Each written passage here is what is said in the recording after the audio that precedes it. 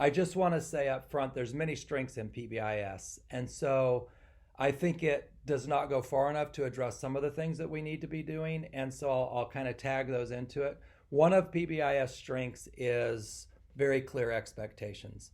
I want to give you a little coaching tip that I've learned over the years being in schools with if we get too many expectations, it can be too much for the brain. And so they kind of become no expectations. That would be like me trying to teach 65 things I want you to try with students next week.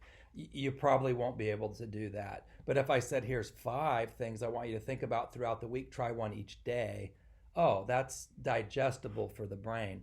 So I want to caution if you get these matrices that get too complex.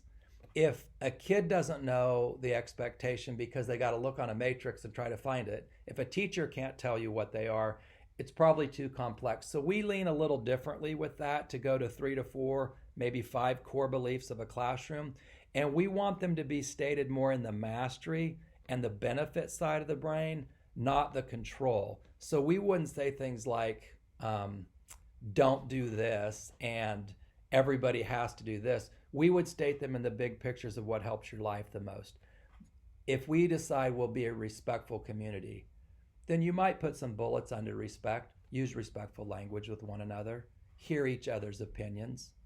But the goal would always be leaning towards the long-term benefit, not the rules. It's a big difference when you put rules up because the brain then says somebody's trying to control me, other than I need to learn this skill, this thing that will benefit me in my future. So we really go a little different with those core beliefs, much more to the internalized side of the student. Even something they could measure themselves on. Am I getting better at being respectful to others? If we put a kid on an individualized plan, it would be focused on which one of those is their deficit and how they could work on strengthening that and how that benefits them in the future.